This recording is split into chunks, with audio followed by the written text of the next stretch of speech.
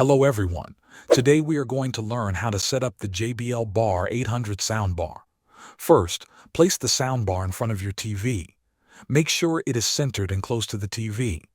Next, connect the power. Plug the soundbar and subwoofer into a power outlet. Turn them on using the power button on the remote or the buttons on the units.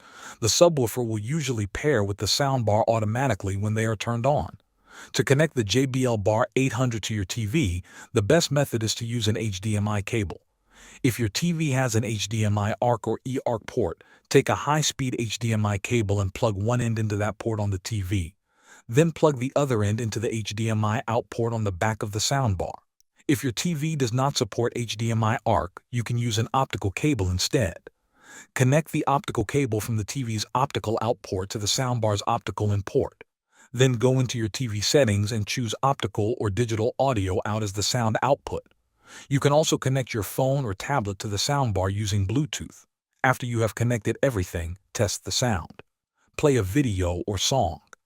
If you hear sound through the soundbar, you are ready. Thanks for watching.